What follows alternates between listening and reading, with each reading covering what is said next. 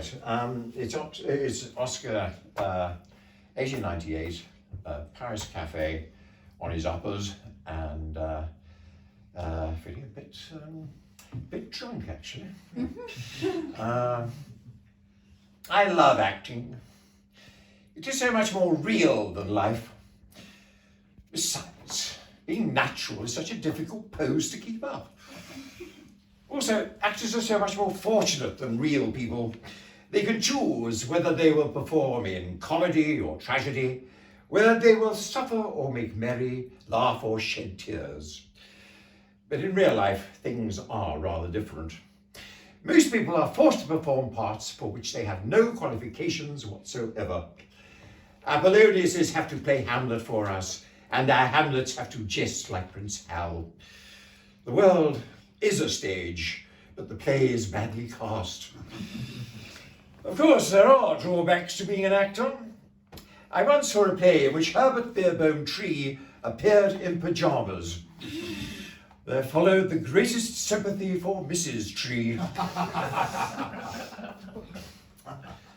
The Americans are going around Paris with depressing industry, looking at everything and seeing nothing. Oh, America, America.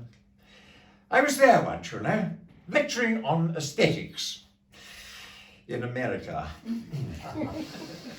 However, despite forebodings, my tour of the eastern seaboard was wildly successful. When I landed in New York, I had two secretaries, one for autographs and the other for locks of hair. Within the first 6 weeks, the first had died of writer's cramp and the second was completely bald. I was asked by one of the endless line of reporters for details of my private life. I was forced to reply that I really wished I had one. A curious habit of the Americans is that of hero worship, but they always take their heroes from the criminal classes. A minor example of this arose in Texas. In a local production of Macbeth, the part of Lady Macbeth was taken by a real-life murderess, whose name appeared on the posters, followed by the statement, 10 years penal servitude. But despite all this, artistic enthusiasm of a kind did flourish. While I was in Kansas City, I received a telegram from a town called Griggsville. Will you come and lecture us on beauty? I sent a reply, also by telegram, begin by changing your name. However, I was not without opponents either. In Denver, I received another message that if I were to go to Leadville, as I proposed to do, the harsher spirits there would be sure to shoot me or my traveling manager. I immediately wrote and told them that nothing they could possibly do to my traveling manager would intimidate me, and went. I spoke to the audience, consisting entirely of taciturn miners, about the early Florentines. And they slept as peacefully as if no crime had ever stained the ravines of their wild mountain home. I described to them the pictures of Botticelli, and the name, which must have seemed like a new drink, roused them from their dreams. I read to them passages from the autobiography of Benvenuto Cellini, and he proved so popular that they asked me why I had not brought him along with me. I replied that he had been dead for some while, which brought the response, "Oh, shot him!" So finally, I arrived in California. So infinitesimal did I find the knowledge of art west of the Rocky Mountains, that an art patron, one who in his time had been a successful gold prospector, actually sued the railway company for damages when the plaster replica of the Venus de Milo, which he had ordered from Paris, arrived minus the arms.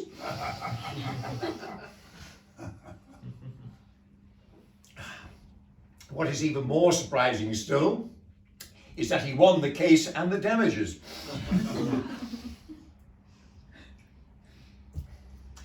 I wonder if things are really better in England. In London there is a modicum of culture, but in the country, I wonder. I used to visit friends in the country. They took me out to see nature, once. Pleasant but rather superfluous thing, nature. For instance, at twilight it does have a certain suggestive effect, and is not without loveliness.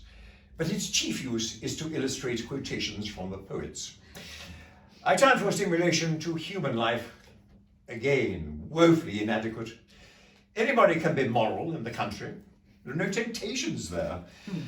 People get up so early because they have so much to do, and go to bed so early because they have so little to talk about.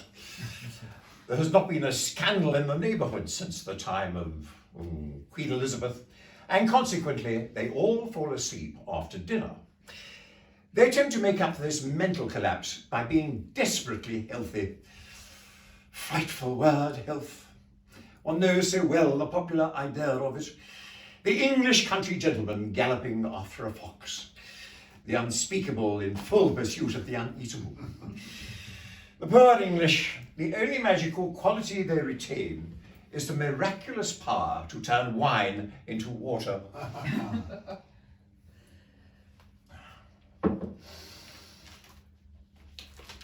I quite enjoy music, but I think I prefer Wagner.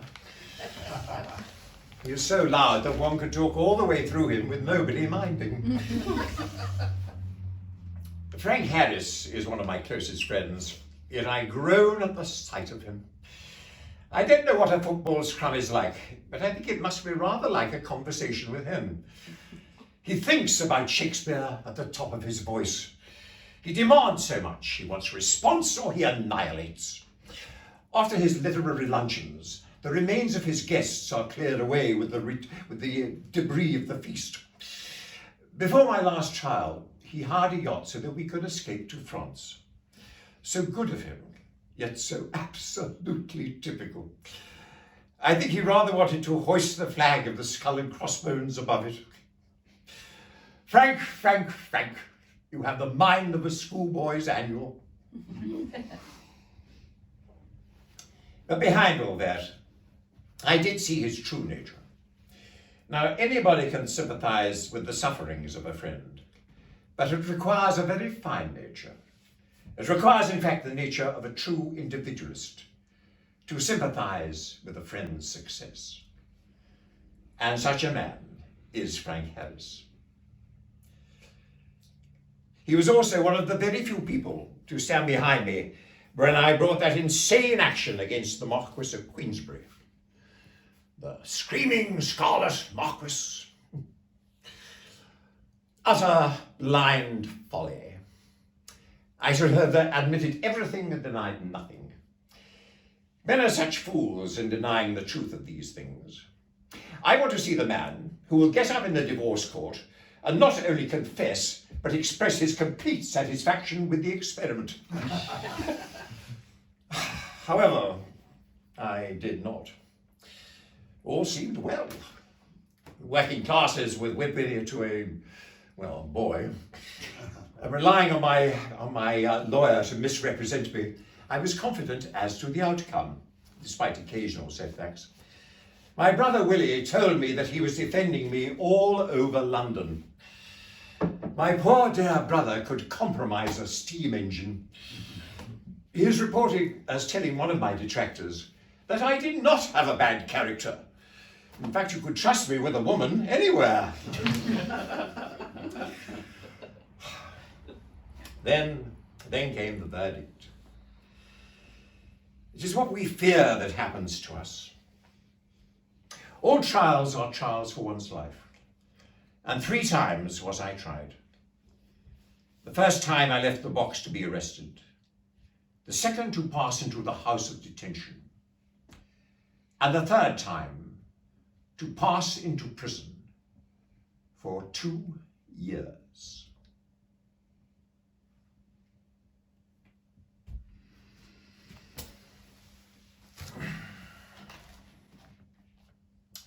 Jail was a nightmare. More horrible than anything I had ever imagined.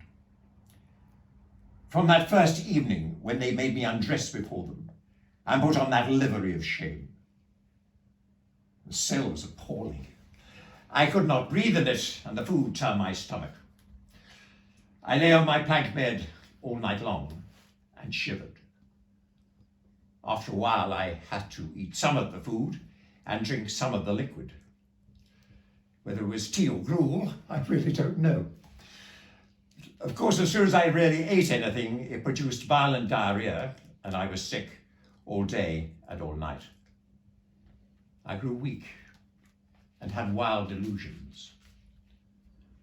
It's the hunger that makes you weak. But the worst of it all was the inhumanity. What devilish creatures men are. I had never known anything about them. I had never dreamt of such cruelties.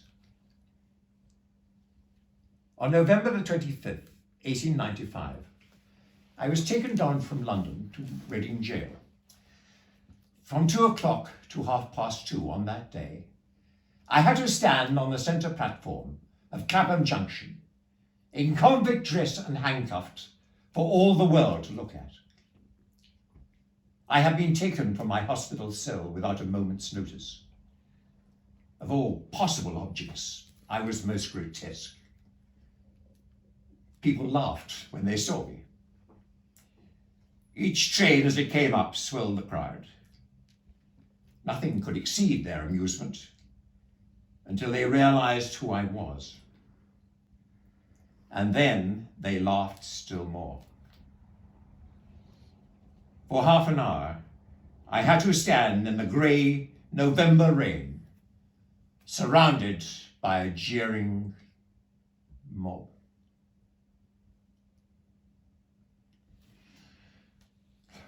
Then the jails themselves, those slow, timeless destroyers of men. It is not patience that you need in there. It is apathy that you need. I was, in my absence, made a bankrupt. My wife changed her name and went abroad, always lost. I bore up against everything with some stubbornness and much rebellion of nature, until I had absolutely nothing left in the world except my 2 small sons. I had lost my name, my position, my wealth, my happiness. But I had one beautiful thing left: their love. Suddenly, a verdict was passed, barring me from ever seeing them again. It was a blow so appalling that I did not know what to do.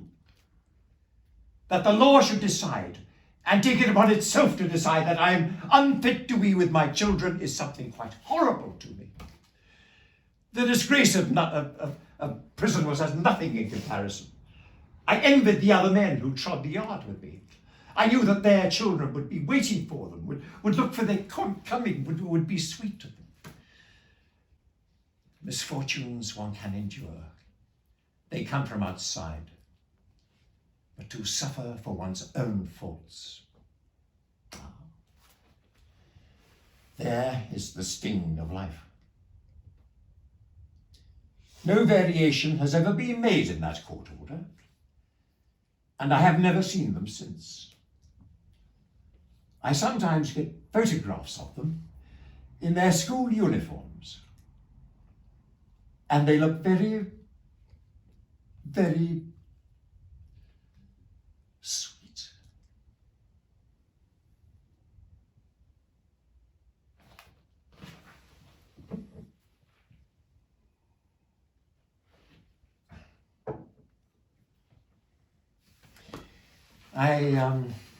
I gradually grew to cope with prison. After a while, I used to help the warders with their newspaper competitions. And by the time I had left, I had vicariously won a silver tea service and a grand piano. You know, one of the things that happen to people in prison, they're not allowed to read newspapers. On my final journey from Reading to Pentonville, one of the warders was carrying a copy of the Daily Telegraph, and I asked permission to read it. This was, of course, refused, so I asked permission to read it upside down. And this they did consent to allow.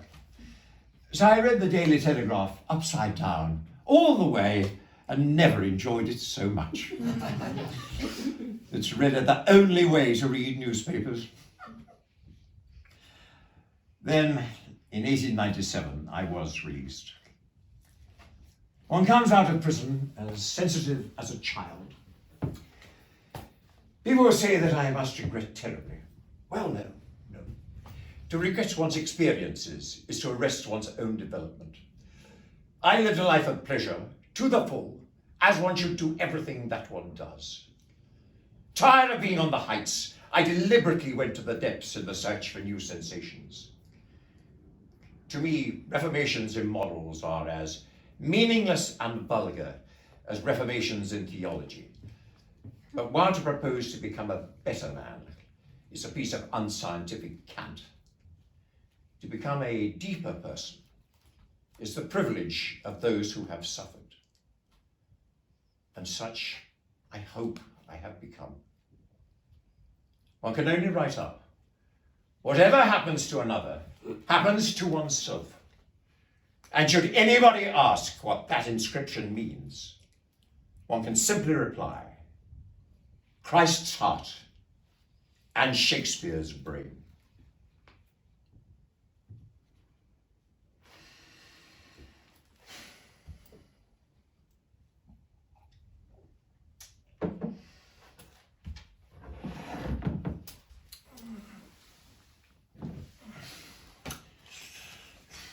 I had a range of choices when I came out of prison. Frank Harris told me that I'd have to choose between this world, the next world, and Australia. As reports of the next world and Australia were not especially encouraging, I decided to choose this one. But England was quite impossible. I tried to have dinner in the Savile Club. As I walked in, there was this wave of hostility against me. I felt like a lion in a den of Daniels. So I came here to France. When we arrived in Dieppe, we put up at the Hotel Bonaparte under assumed names to prevent postmen from having fits. Reggie Turner stayed here under the name of Robert Ross, while Robbie Ross stayed here under the name of Reggie Turner. They wanted me to retire into privacy and work. Privacy. After 2 years in prison, I want to look at life, not become a monument for tourists. Robbie will keep lecturing me these days. At present, he is a sort of combination of the university extension scheme and the Reformation, but he is always a dear. He wrote to me recently suggesting that I remarried. I replied that I did not really like the idea, especially as I was almost engaged to an 18-year-old fisherman of quite extraordinary beauty. He wants me to write anything, even a pantomime. Well, I don't mind writing a pantomime. In fact, I'd write a pantomime tomorrow, if they'd let me dramatize the Book of Revelations. And speaking of remarrying, Ernest Dyson also decided that I should take a more wholesome interest in the sexual line and advised a visit to the Dieppe brothel. It was the first time in 10 years, and it will be the last. However, I've asked Ernest to spread the story all over England. It should entirely restore my character. My brother died recently, 3 weeks ago. It reminded me of my childhood. Both my father and brother shared the name of William Wilde, and this, in combination with their delight in promiscuity, often led to misunderstandings. One morning, my father opened a letter intended for my brother, in which a girl accused him of causing her pregnancy. And when my brother came down to breakfast, my father handed him the note with the words, "Here is the most disgraceful missive." Having read it, William looked up gravely at his father and said, "Well, sir, what on earth are you going to do about her?" I am reputed to be widely travelled, a fiction of the French newspapers. In fact, a Russian traveller has reported visiting a monastery in the Balkans where he was shown a gold tooth by the monks reputed to be mine. I meant to have stayed there penniless and paid them off with it. I also hoped to produce Salome in Italy, but nothing came of it. I scramble on somehow and hope to survive the season. After that, Tunis, boys and hashish. I feel like a modern-day Ulysses travelling the world without the dreadful disadvantage of having a Penelope waiting at home for him.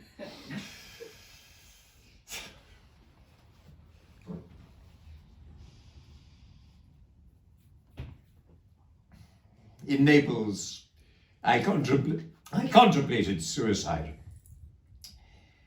But the temptation left me and has not returned. Besides, can you imagine spending your afterlife in Naples? The cooking's frightful.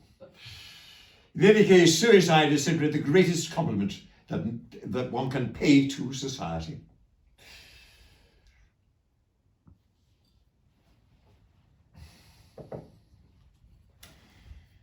The tragedy of old age is not that one is old, but that one is still young.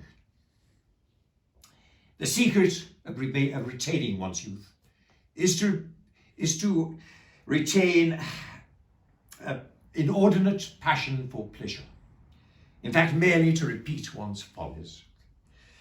Nowadays, most people die of a sort of creeping common sense and realise when it is far too late that the only things that one never really regrets are one's mistakes. There is nothing like youth. The middle-aged are mortgaged to life. The old are in life's lumber room. But youth is the lord of life. To get it back, there is nothing I would not do. Absolutely nothing. Except get up early and take exercise or be a useful member of society. I wrote when I did not know the meaning of life. Now that I know something of its meaning, I have nothing left to write. Life cannot be written. It can only be lived. I have lived. Why does one run to one's ruin? Why does destruction have such a fascination? Why, when one stands on the heights, must one throw oneself down? No one knows, but things are so. Surely there was a time I might have trod the sunlit heights, and from life's dissonance struck one clear chord to reach the ears of God. Is that time dead?